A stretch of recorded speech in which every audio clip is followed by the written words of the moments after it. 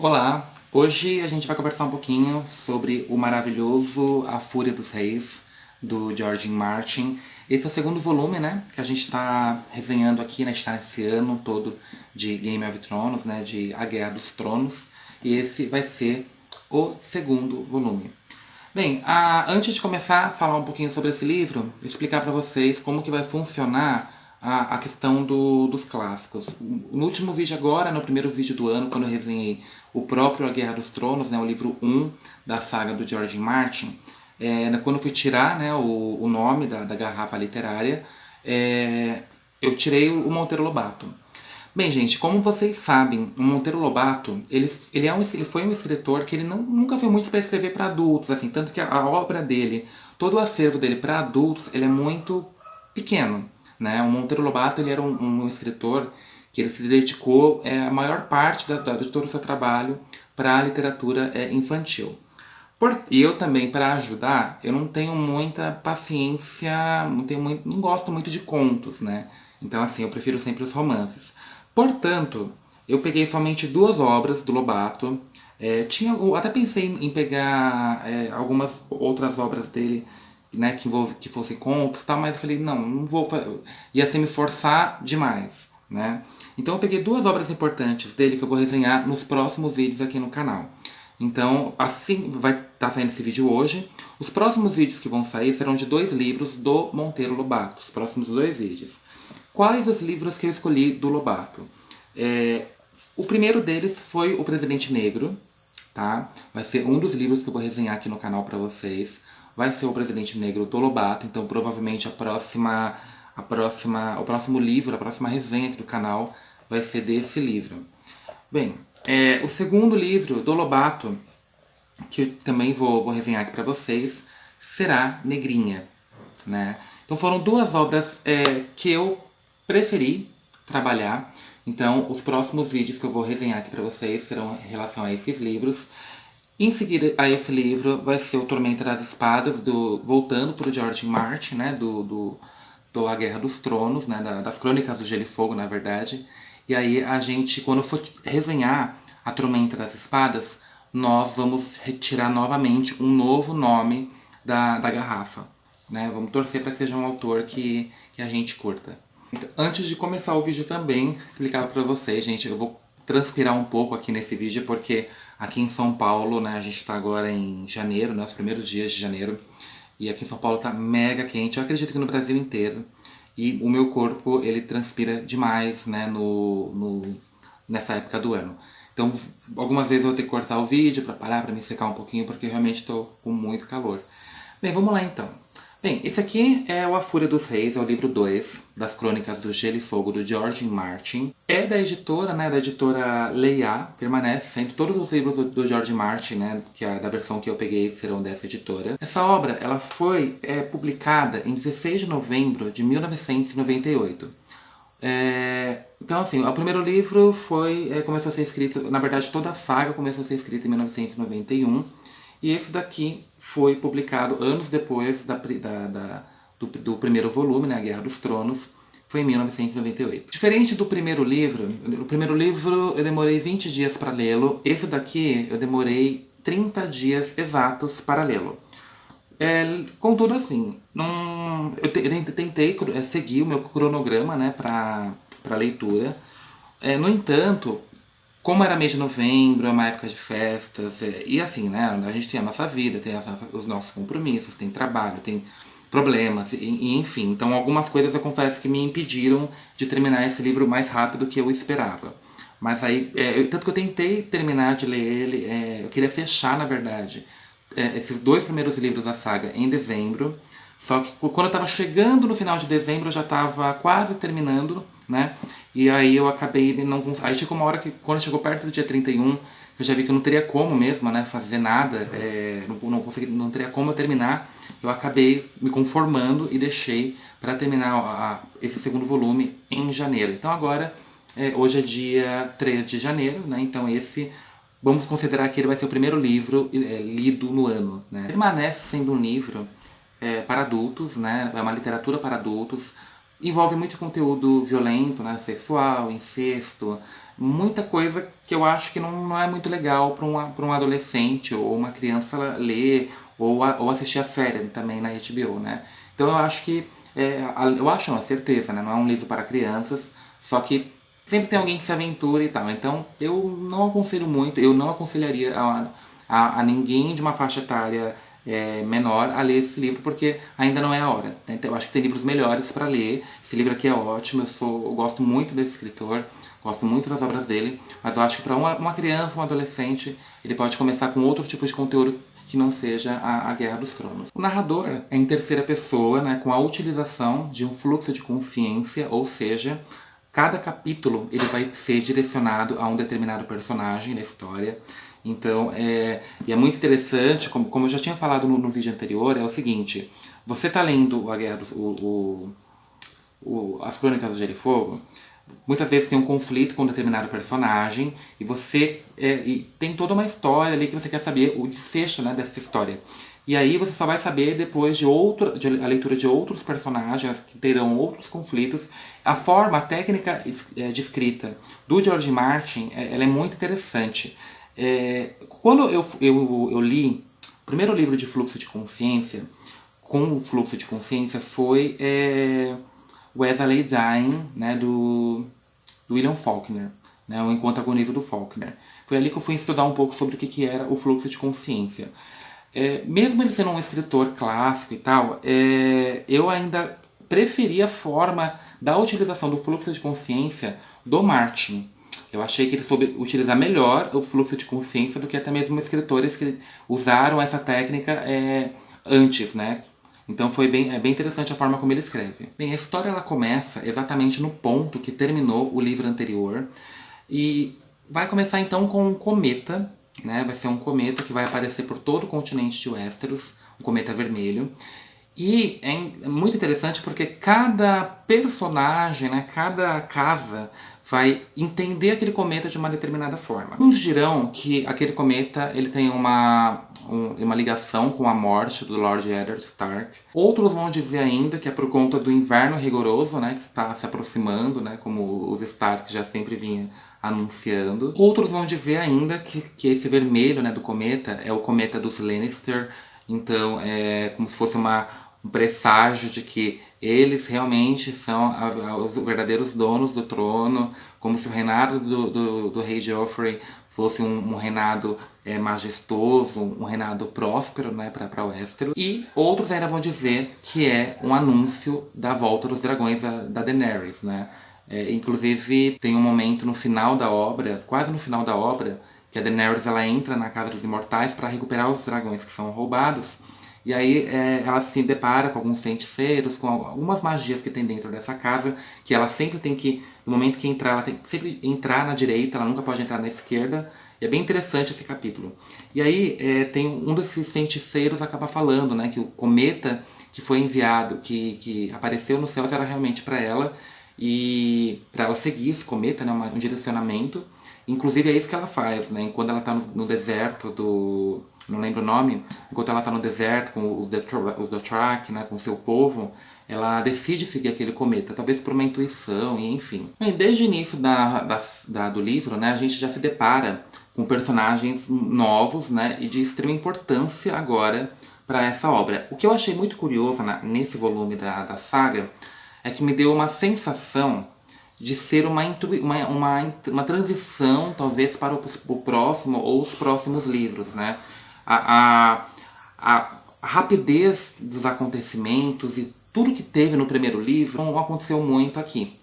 Então, assim, esse livro as coisas são um pouco mais paradas, tem os eventos, os conflitos, mas a forma como foi conduzido a história, ela é muito mais lenta do que é no primeiro livro, né? E não tem nenhuma, eu pelo menos eu não achei, que tenha acontecido algum evento muito significativo aqui, né? Tanto que, igual no primeiro, a gente tem vários eventos extremamente importantes que acontecem para a narrativa. Nesse segundo volume, eu já não achei que houve muito... algum evento, algum conflito muito importante, né? Que possa impactar até mesmo os outros livros, enfim. Assim que o rei Robert morre, né? E o seu filho, né, o seu herdeiro, o rei Joffrey assume ilegalmente o trono, o escândalo da relação incestuosa da rainha Cersei com o irmão Lannister, e também o fato de que os 3 filhos dela, inclusive o rei Joffrey, não seriam filhos do rei Robert Baratheon, e sim um fruto da relação incestuosa dela com o irmão, isso já não é mais uma coisa, um segredo, isso já se torna um escândalo para todas as casas, um escândalo para a própria população, né, para os próprios plebeus que são do continente. Então, o que vai acontecer aqui?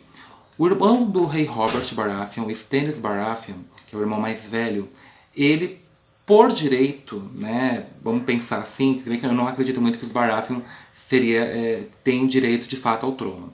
Mas vamos pensar que o rei Robert era o rei, e ele não teve um filho legal com a rainha Cersei, portanto, quando ele morreu, quem deveria assumir o trono de fato seria o irmão dele, o Stannis Baratheon. E esse personagem vai ser um dos personagens mais importantes aqui no desenvolver dessa história também. Então, ele vai entrar num conflito, numa guerra contra o sobrinho, né? E também contra o irmão mais novo, porque o rei Robert Baratheon ele tinha 2 irmãos.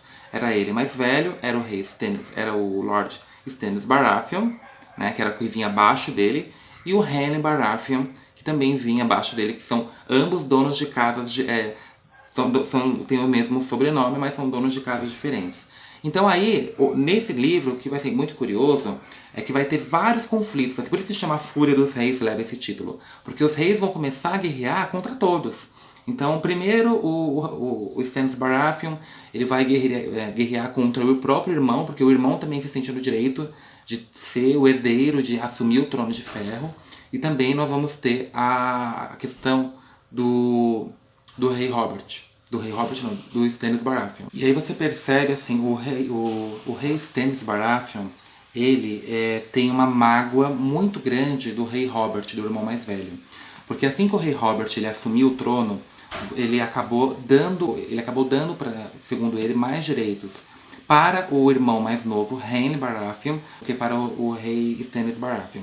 Tanto que vou até ler aqui para vocês, na página 17, você consegue ver um pouco desse desapontamento que ele tem em relação ao rei Robert. Ele fala assim: quando de direito deveriam ser meus. Nunca pedi pedra do dragão, nunca quis este castelo.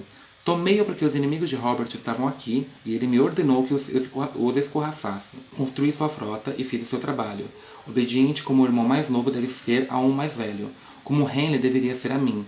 E como Robert me agradeceu, nomeou-me senhor de Pedra do Dragão e deu-me Ponta Tempestade e seus rendimentos a Henry. Ponta Tempestade pertenceu à Casa Baratheon durante 300 anos. De direito deveria ter passado para mim quando Robert tomou o Trono de Ferro. Então aqui você percebe que ele tem muita mágoa do irmão por conta disso e outros motivos, né? Inclusive, quem informa todo o reino, faz questão de informar todas as casas do reino de que o sobrinho não era o herdeiro legítimo, né, do Trono de Ferro, é o próprio Lord, né, o rei Stannis Baratheon. Em relação ao rei Henry Baratheon, quem acompanha a série especialmente viu que ele tem uma relação homossexual com o Sr. Loras, né?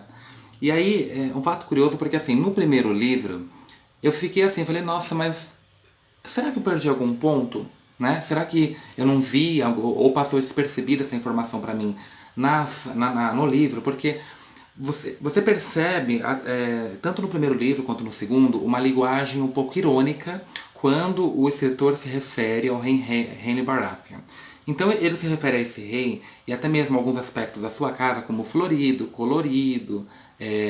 Eu não sei se isso foi uma estratégia, mas até mesmo pelo fato do símbolo da casa Baratheon ser um veado, né? Então assim você percebe uma certa ironia.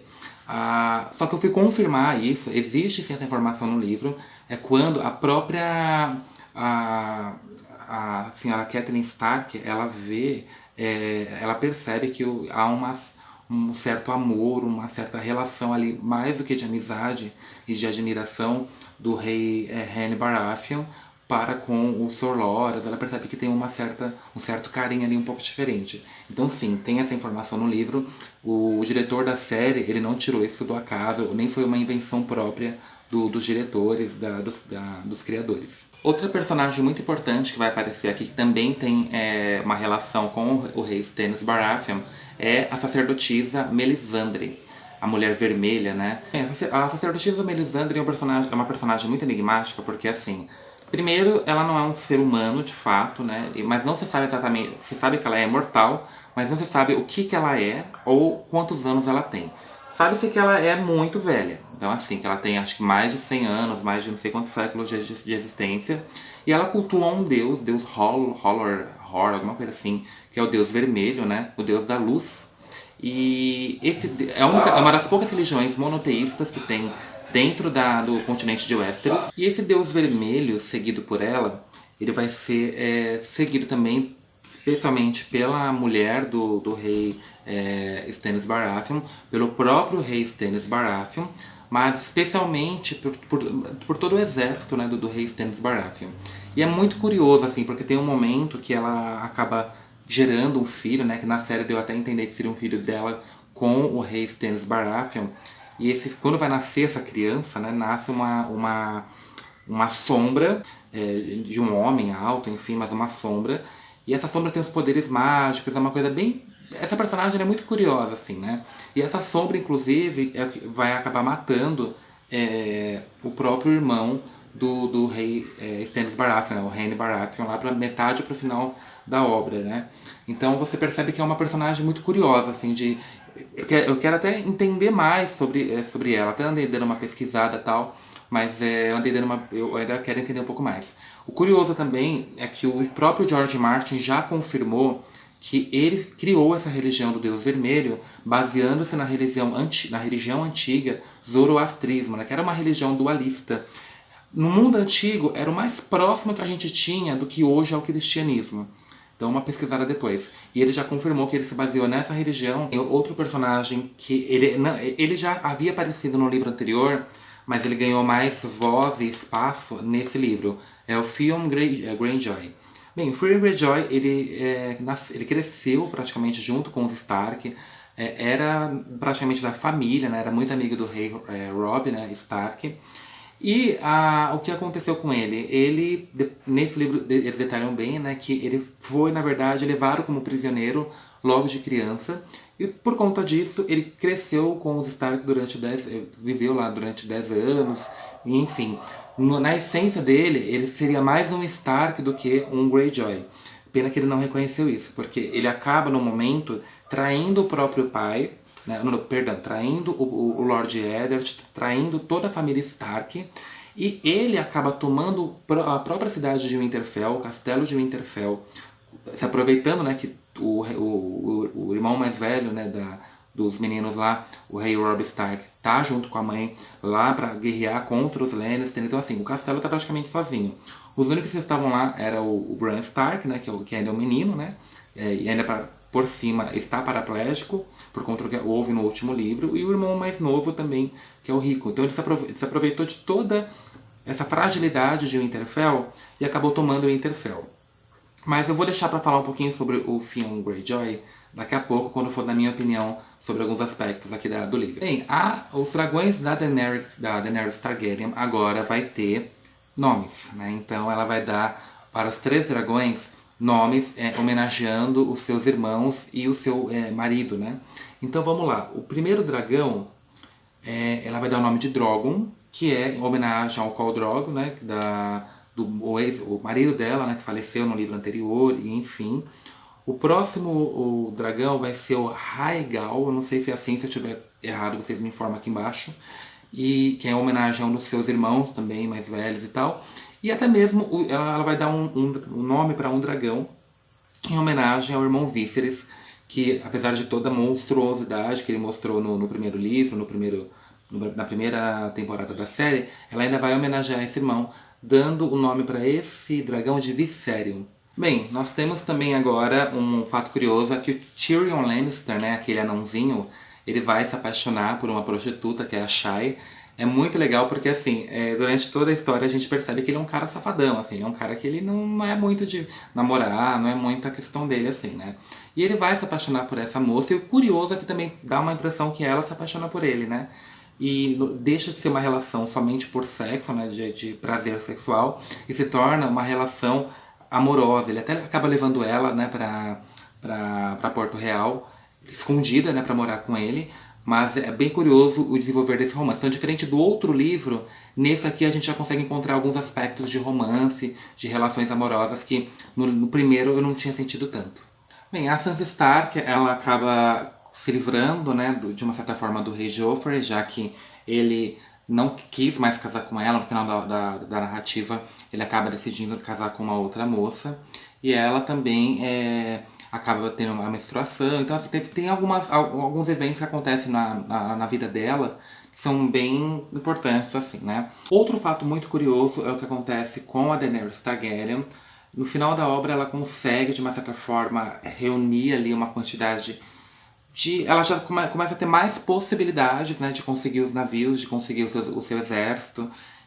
Mas ainda me dá a impressão que tá longe ainda dela chegar em Westeros, dela conseguir guerrear. Então, assim, os eventos que vão acontecer na vida da Daenerys Targaryen, tá bem claro que vai demorar um pouco. Assim, a jornada dela é muito longa ainda.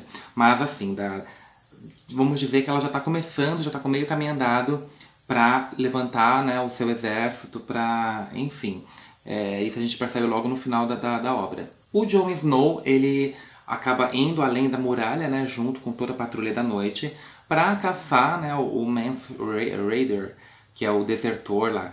E é outro fato que deu a entender de mais ou menos como que vai ser também as próximas guerras, enfim. É que no final eles descobrem que o Mance Rayder e todos os selvagens lá estão se preparando para invadir o Westeros, né? Então provavelmente no próximo volume a gente já vai ter também uma guerra, além de todas essas que já ocorrem, enfim, mas também dos selvagens lá além da muralha tentando invadir também o Westeros. Isso a gente vai saber melhor no próximo livro. E o livro termina com uma coisa que eu achei muito curiosa, porque assim, desde o primeiro volume, a família Stark, ela começou a se dividir, né? Então, começou com o Eddard Stark, as filhas e tal, indo até então para Porto Real para acompanhar o rei Robert. Ali tem todos os conflitos que ele morre, enfim.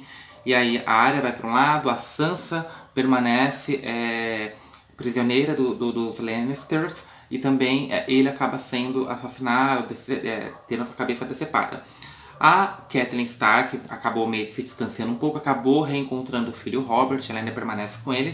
Os únicos que ficaram em Winterfell foram os irmãos mais novos, foi o Rickon, né, e o Bran Stark. Bem, no final da obra, os dois também se dividem.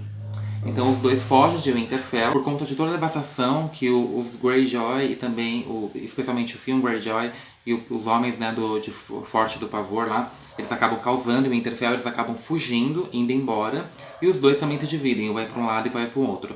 Então eu fico me perguntando quando que se essa família ela vai voltar a ser unida. Lógico que completa não será por conta da morte do Lord Eddard, mas eu fico perguntando, gente, porque assim, parece que tudo no destino dessa família Stark conspira para eles não ficarem juntos, porque quando você acha que tipo, uma coisa tá assim, e aí vai lá, acontece um evento e, enfim, se dividem novamente. Bem, então vamos lá para a minha opinião sobre alguns aspectos aqui da obra. O Theon Greyjoy, como eu falei, ele é um Greyjoy, né, de uma outra casa, e ele acabou ele acabou sendo obrigado a sendo prisioneiro dos Stark, mas quando ele chegou no ambiente dos Stark, ele acabou sendo recepcionado, tratado durante esses 10 anos como um membro da família, ao ponto que, na sua essência, ele deixou de ser um Greyjoy e se tornou um Stark. O que me deu a entender é que, mais do que a necessidade dele de conquistar um lugar, dominar um castelo, enfim, a necessidade maior do Theon Greyjoy era de fato ser aceito pelo pai, né? Ser aceito pelo pai, enfim. E é bem curioso porque ele não é aceito. O destino desse rapaz é muito, muito diferente, porque assim, ele não é aceito pelo pai, né? Ele trai a sua família adotiva, vamos dizer assim, em prol da satisfação do pai, porque o pai não se dava bem com os Stark, enfim. E essa necessidade de ser aceito, que é o que me passou um pouco essa imagem, é o que levou ele a fazer isso. E mesmo assim ele acabou não sendo aceito, né? Porque o pai, logo quando ele chega, enfim, o pai, não, de uma certa forma, não tá nem aí pra ele, nem a irmã. A irmã até que mostra um pouquinho mais de amor não, mas carinho e tal, mas o pai é...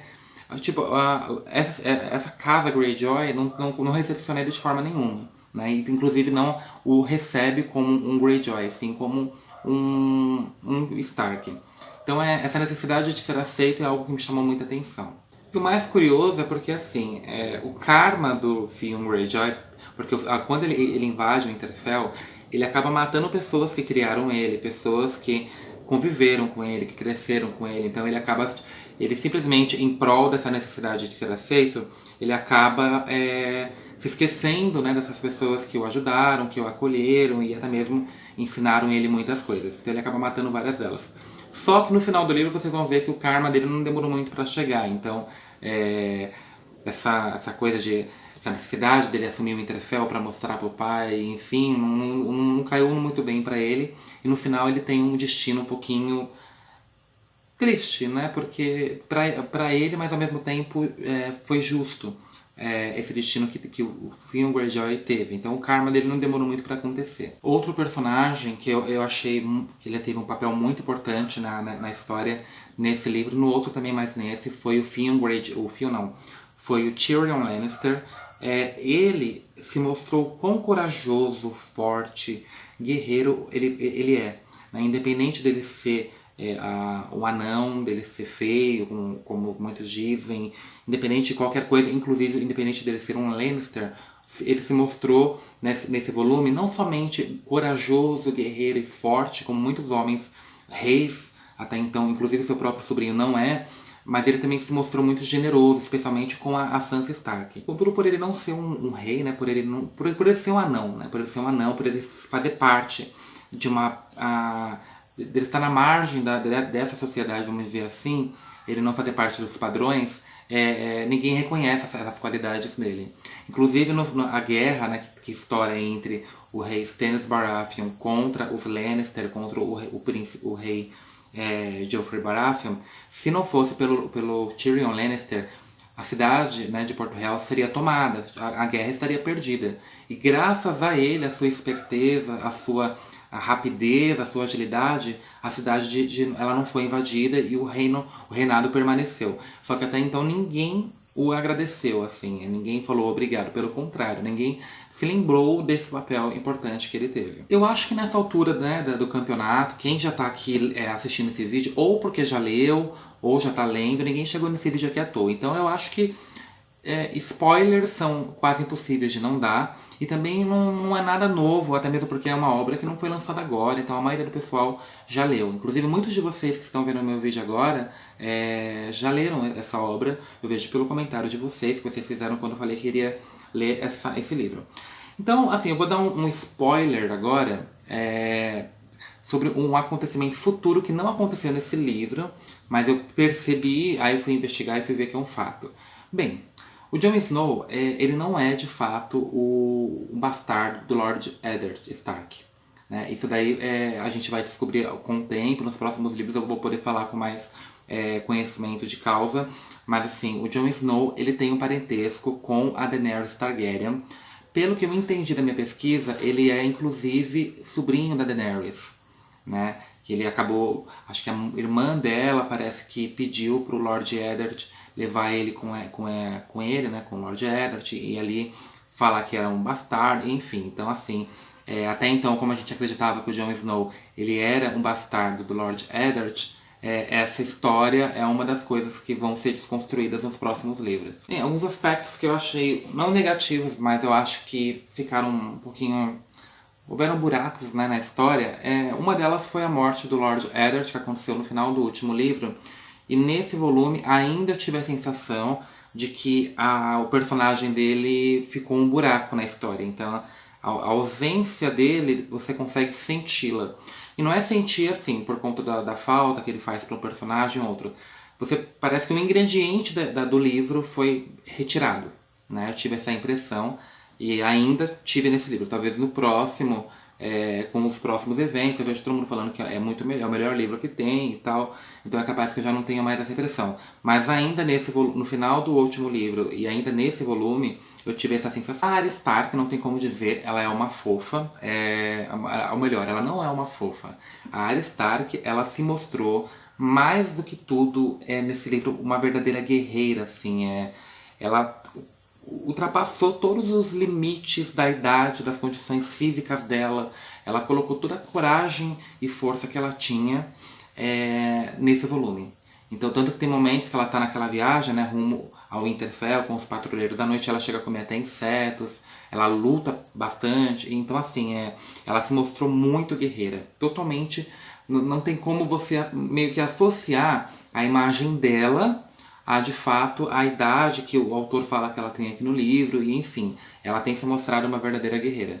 Eu acredito que a Arya Stark, nos próximos volumes, ela vai ter... O personagem dela, eu acho que ele vai ser muito progressivo, como ele foi do primeiro livro para esse. Então vai ser um personagem que, conforme vai passando os livros, ele vai crescendo cada vez mais. Bem, a impressão que eu tive sobre esse livro, gente, é que ele foi um livro de transição, como eu já falei, mas mais do que isso, que ele foi um livro de apresentação de novos personagens e também de enriquecimento dos personagens já existentes. Então, se eu parar para pensar sobre esse volume, a única imagem que ele mais me passou foi, sim, uma apresentação mais detalhada de como que são esses personagens, como que são as características deles, como que é a forma que eles pensam, e enfim, né? Tanto que os conflitos em si não chamam muito atenção nesse volume. O que chama muita atenção, tanto que não tem muito conflito, assim, comparado ao último livro, né? Mas o que mais parece que é o foco do escritor nesse segundo volume é isso, é a apresentação de novos personagens que já estão entrando na história e também o enriquecimento de outros personagens que já estavam, que até então tinham passado despercebidos no primeiro livro, como foi o caso do Theon Greyjoy. Bem, no final da obra, nós temos uma das principais batalhas, né, de todas as batalhas que estão acontecendo, que vão acontecer ainda. Uma das principais, como eu tinha dito no início do vídeo, é a batalha do Stannis Baratheon contra o Joffrey Baratheon. E aí, tem um capítulo aqui, eu não vou ler, óbvio, né? Mas esse capítulo fica na página 126.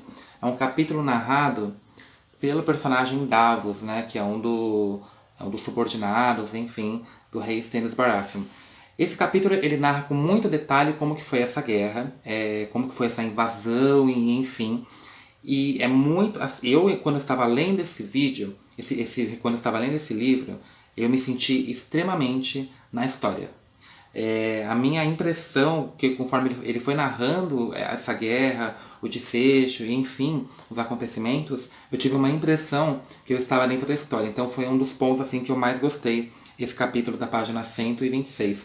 Quando eu vi essa reprodução, né, desse capítulo na série, eu também fiquei empolgado, né? Só que assim, no livro eu fiquei muito mais. Bem, a minha nota para essa obra, apesar de não ter sido a minha preferida até agora, minha preferida ainda foi a primeira, mas ela ainda permanece sendo excelente. Para mim, o George Martin, apesar, né, de todos as críticas que eu fiz a ele, muita gente faz, que eu fiz no último vídeo, que muita gente faz, porque realmente ele se mostra um pouco desinteressado assim, em relação ao seu público, ao leitor, especialmente no lançamento do último livro, que até agora ele não lançou, mas ele é um baita de um escritor. Então não tem como ler George Martin e ainda falar assim, ele é um escritor básico, tem livros melhores. Pode até ter livros melhores, sim, realmente tem. Mas ele é um baita de um escritor. Não dá pra negar o seu talento para escrever, o seu talento literário. Então a minha nota, apesar de não ter sido a minha obra preferida ainda da saga, ela permanece sendo excelente por todo o contexto e todo o trabalho que o escritor teve. Bem, gente, então é isso. No próximo vídeo agora a gente vem falando então de Monteiro Lobato, né, com os 2 livros dele que eu falei. E o ano inteiro a gente vai praticamente falar de Game of Thrones, de A Guerra dos Tronos, na verdade, né, as Crônicas do Gelo e Fogo. Então vamos se acostumando porque vamos falar bastante sobre ele. O próximo livro é o Tormenta das Espadas, é um livro extensíssimo, então eu acredito que vai demorar um pouco para eu ler, enfim. Mas enquanto isso a gente vai se entretendo com os 2 primeiros vídeos do ano, né, que foi o A Guerra dos Tronos, livro 1, e A Fúria dos Reis, livro 2, mais os livros do Lobato, enquanto Isso a gente vai depois falar um pouquinho sobre a Tormenta das Espadas. Gente, se você gostou do vídeo, dá um joinha pra mim porque me ajuda, tá? Deixa o comentário de vocês aqui embaixo, me diga o que vocês acharam, o que vocês estão achando.